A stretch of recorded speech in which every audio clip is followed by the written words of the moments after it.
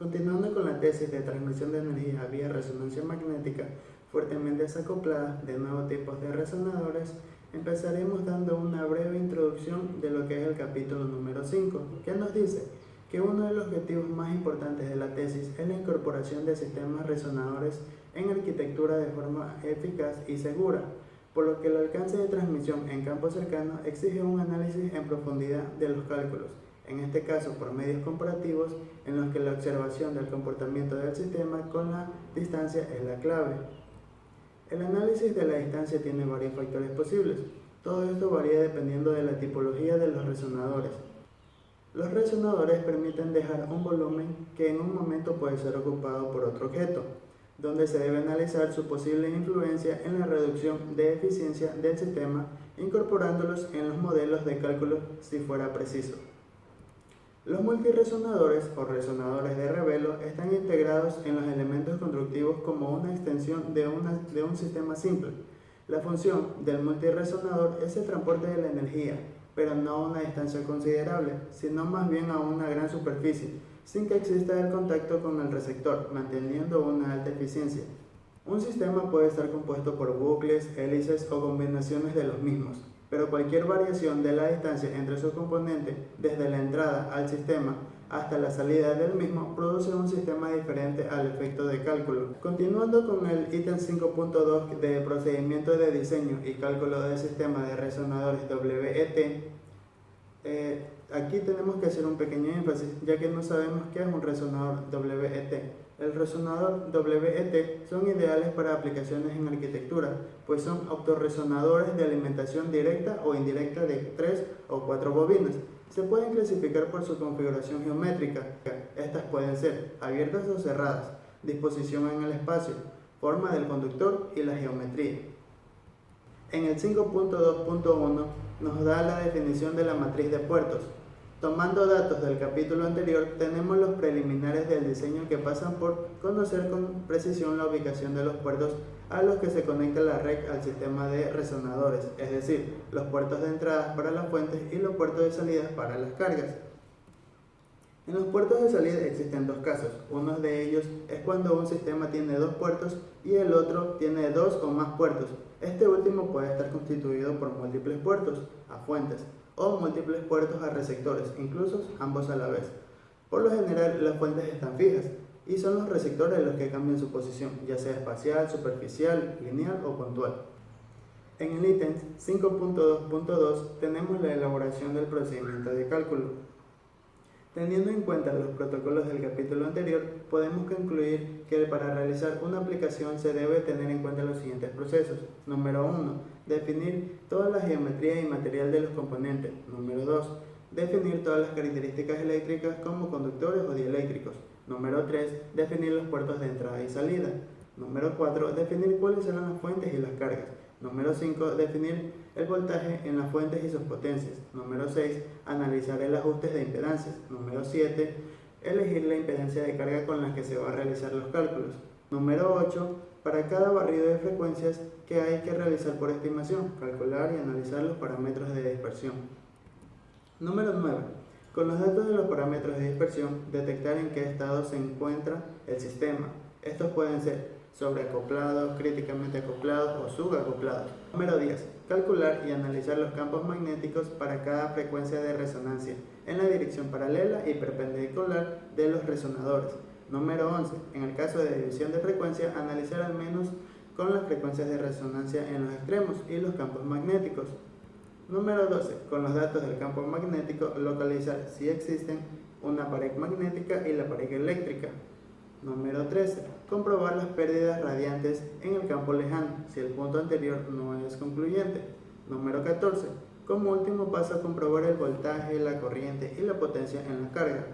Hago énfasis en esto porque debemos tener en cuenta que se debe elegir la geometría de cada resonador, diámetro de sección del conductor, número de vueltas, distancia entre vueltas, y estos cálculos son un poco complejos, por lo que hay que realizarlo aparte.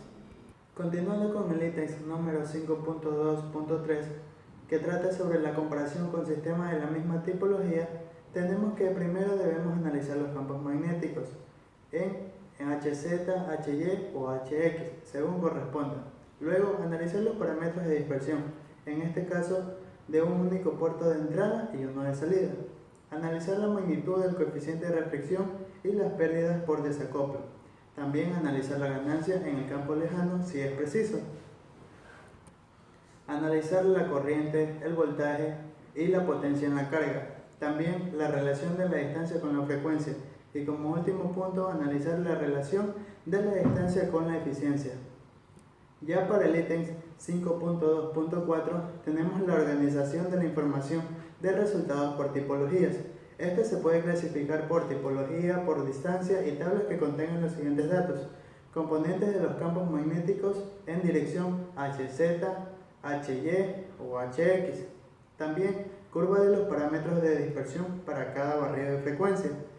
A su vez, también la magnitud del coeficiente de reflexión y las pérdidas por desacoplo. También tenemos la ganancia en el campo lejano si es preciso. Tabla de frecuencias y parámetros de dispersión con el cálculo de la eficiencia del sistema para todas las frecuencias de resonancia. En este caso debemos marcar todas las anomalías posibles. También graficar la relación entre la frecuencia y la eficiencia. Y también los gráficos de relación entre la frecuencia y la distancia. Esto es lo que se puede corroborar hasta el ítem 2.4. A continuación se seguirá detallando los demás ítems. Muchas gracias. Continuando con el siguiente efecto 5.3.5 sobre el sistema de alimentación indirecta con otras variantes. El ítem 5.3.5.1 habla sobre sistemas combinados. Estos se dan en frecuencias en diferentes disposiciones de multiresonadores helicoidales en planos hexagonales y combinados. Los hexagonales se combinan con otros triangulares y bucles de alimentación y carga. La distancia entre puntos de alimentación y carga es de 345 centímetros. El estado del sistema es sobreacoplado con una frecuencia de 10 MHz. El ítem 5.3.6 sobre el sistema de alimentación directa. El punto 5.3.6.1 sobre el sistema de alimentación directa de hélices circulares simples. Los resonadores son hélices planas con 10 de vueltas y de 12 centímetros de diámetro con un conductor de radio de 0,1 milímetros. Están separadas entre sus ejes de 18 centímetros. El 5.4 habla sobre conjuntos modulares.